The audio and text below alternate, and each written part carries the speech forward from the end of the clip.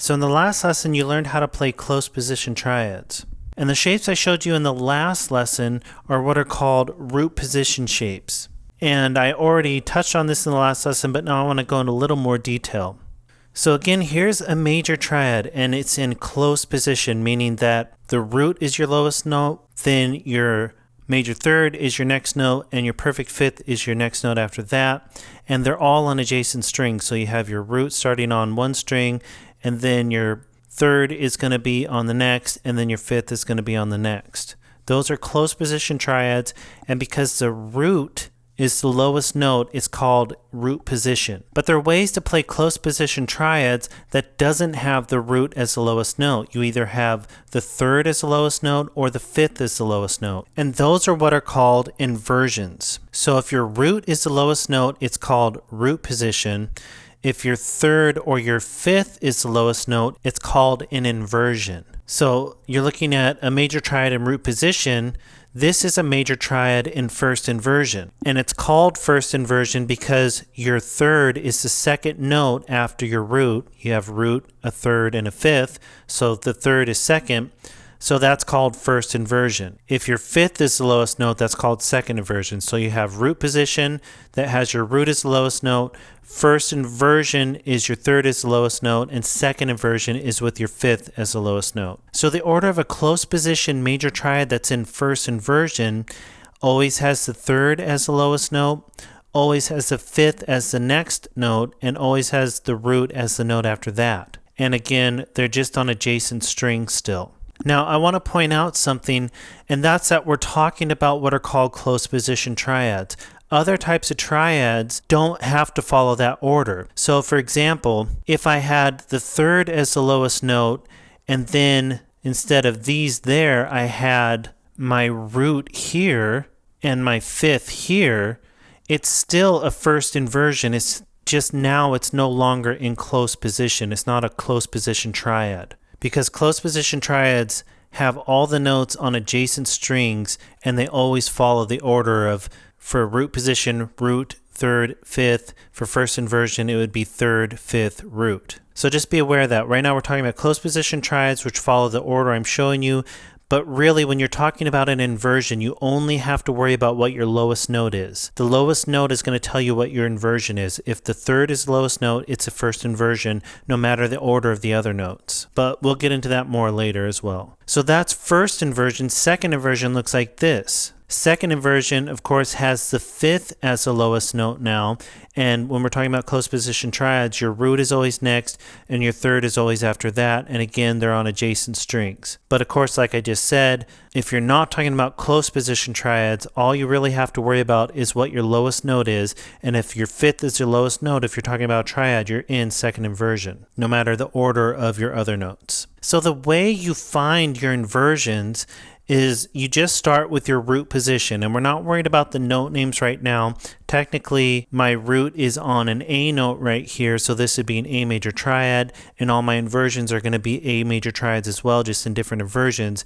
But right now, we're just worried about the intervals. So to find your first inversion, you just take the root position and you move these notes up to the next note in the triad. So that means that the root always moves to the third always moves to the fifth, and the fifth always moves to the root. Because those would be the next closest interval to where you're starting. So I'm starting from a root, the third is next. If I'm starting from a third, the fifth is next out of the intervals that are in a triad. So it would look like this. My root moves to the major third, my major third moves to the perfect fifth, and my perfect fifth moves to the root. And you should know, coming this far in the courses, you can see that this root is just an octave of this root, so it's the same note. This third is just a unison note of this third, so they're the same note. And this fifth is just a unison of this fifth, so it's the same note. But all that's really happening is each of these intervals is just moving to the next closest interval. Or if you want to look at it with notes, maybe it'll make a little more sense. This is an A, this is a C sharp, and this is an E. So that means an A major triad is built with the notes A, C sharp, E. So anytime you have those notes put together, you have an A major triad. Well, in the musical alphabet, the next closest note out of these notes from an A is a C sharp. The next closest note from a C sharp out of these notes is an E, and the next closest note from an E out of all these notes, the A, C sharp, E, is an A. So you can see A is moving to C sharp's moving to E, and E's moving to A. But we'll get more into the actual note names later in this course. For now, I just use them to hopefully make it a little clearer to you if you weren't quite understanding what I was talking about when I was saying moving to the next closest interval. So now we have a major triad in first inversion. And it's the same chord as this one right here, which is technically an A major triad. It's just now the notes are in a different order, and since the third is the lowest note, it's a first inversion. But if we were looking at actual note names, this would still be an A major triad. It would just be an A major triad in first inversion. And then to find second inversion, we do the exact same thing. Your third moves to the fifth, your fifth moves to the root, and your root moves to the third, which are the next closest intervals out of these intervals that make up a major triad. And that gives you a major triad in second inversion. And again, if we were looking at the actual note names, this would still be an A major triad. It's just an A major triad in second inversion. And if we were going to find the inversions starting on the other string sets, we just do the exact same thing. We take the root position, we move those intervals up to the next closest intervals, and then from root position we would get first inversion, which would be major third, perfect fifth, root if we're talking about major triads. And then we get second inversion, which would be perfect fifth, root, major third when we're talking about closed position triads. And then we can just do that through all the string sets and find the inversions the exact same way. And then really quickly, you can just do it with the minor triad.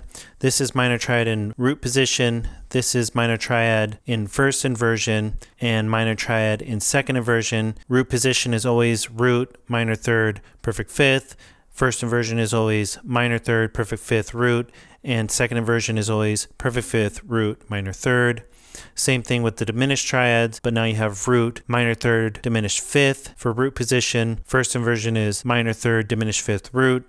Second inversion is diminished fifth, root, minor third. So again, just really quickly, when we're talking about close position triads, your root position is always root, third, fifth. And depending what triad it is, whether this is major, it'd be root, major third, perfect fifth. If it's minor, it'd be root, minor third, perfect fifth, and so on. Your first inversion is always third, fifth, root. And your second inversion is always fifth, root, third. And like I said, this is when you're talking about close position triads. If you're talking about other types of triads, only thing that matters for the inversion is your lowest note. So if the root's the lowest, that's root position. If your third is the lowest, that's first inversion. If your fifth is the lowest, that's second inversion. And then, for example, for second inversion, you could have a fifth, a three, and then a root. And that would still be second inversion. It just wouldn't be a close position triad. And in your e-guide are the diagrams to play these in all the different string sets and all the different inversions. I'm just going quickly through it in the video lesson so the video is not too long and just giving you the basic concept. But of course, we'll also continue to build on this as we go through the course. So now I want to jump over to the guitar and actually show you this. So now I'm going to show you the triads on the guitar.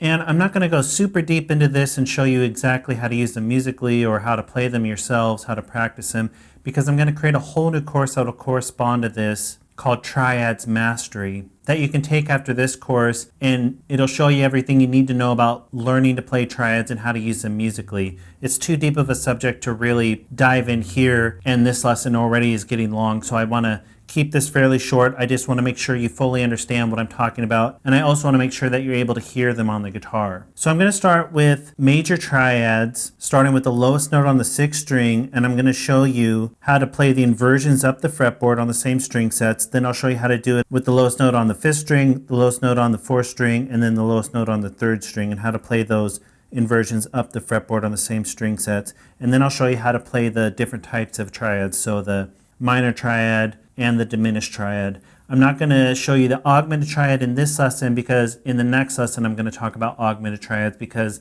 there's something unique about augmented triads compared to these triads.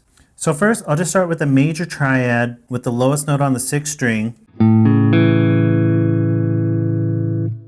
This is really an A major triad, but that's not super important for what we're doing right now. Like I said, we'll get into how to find the exact note names and play different triads based on the root notes in upcoming lessons. It really doesn't matter what triad I was playing, whether this was A major or whatever. I'm just starting on A major because it falls in a nice place on the fretboard and allows me to move up to play the two inversions. So with this triad, I'm going to take these notes, which are root, third, fifth, root, major third, perfect fifth.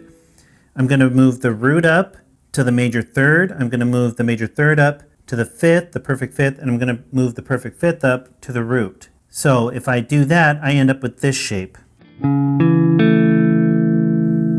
So my root moved up to the major third, my major third moved up to the perfect fifth, and my perfect fifth moved up to the root.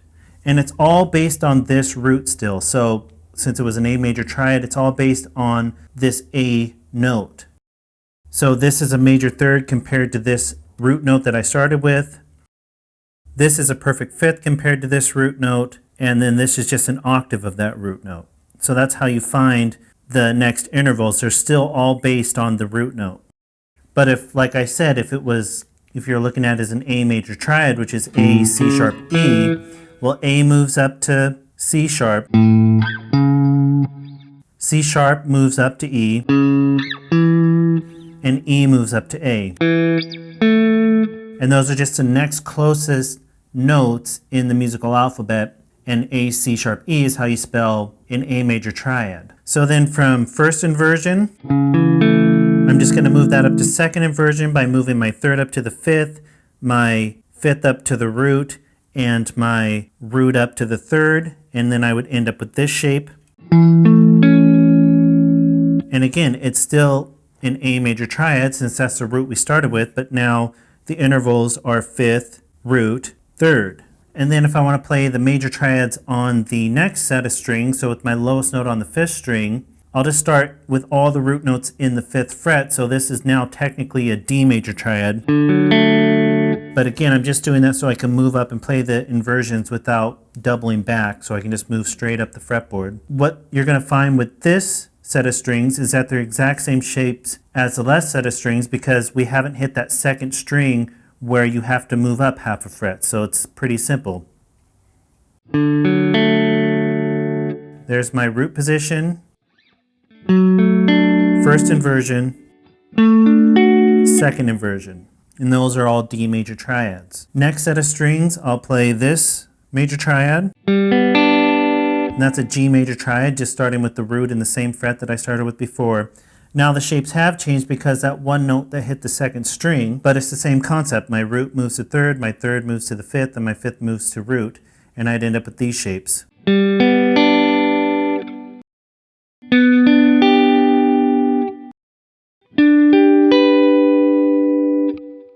And then the last set of strings, it'll be a C major triad since my root's in the fifth string, in the fifth fret still, and that's a C note. And the shapes change again because of that note that's hitting the second string has to move up half a step, and I get these shapes.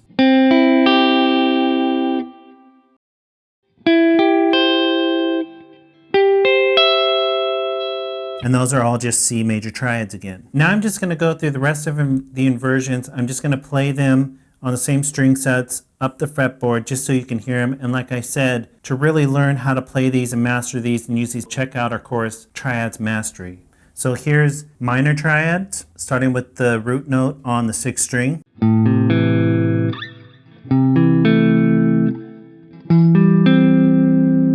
Root note on the fifth string.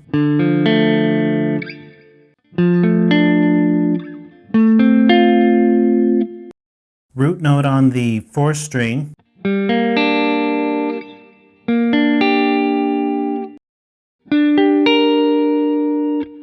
And root note on the third string.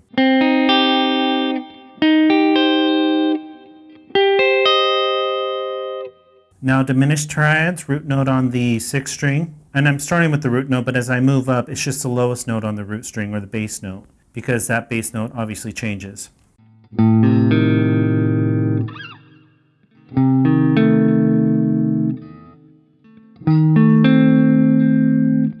Lowest note on the fifth string.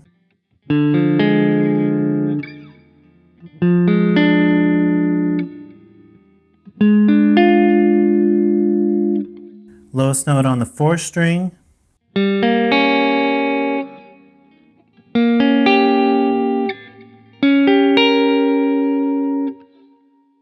lowest note on the 3rd string.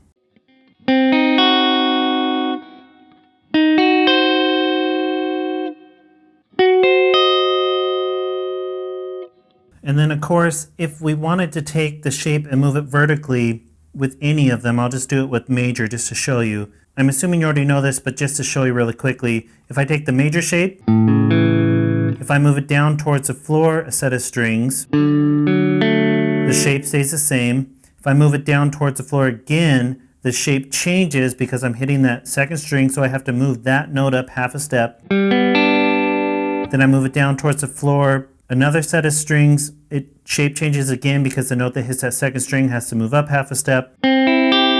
And you get those shapes. And it would be the same concept whether it's major, minor, diminished. The same thing happens. Anytime you move that shape and a note hits that 2nd string, the shape changes because you have to move that note that hits the 2nd string up half a step. But I'm assuming you know that already if you've come this far in the music theory courses. And of course, when I'm showing it that way, the root is changing, so I'm playing a different chord. So that would be an A major triad, D major triad, G major triad, C major triad. But again, that's just because that's an A note, that's a D note, that's a G note, that's a C note. So those are the root notes when you're in root position. So those are the name of the chord. If I want to play this A major triad, but play it on the next set of strings, I would have to find the A note that's on this string, and I'd play it here. And if I want to play this A major triad on the next set of strings, I'd have to find the A note and then play it here. Then if I want to do it on the next set of strings, I find the A note and play it here.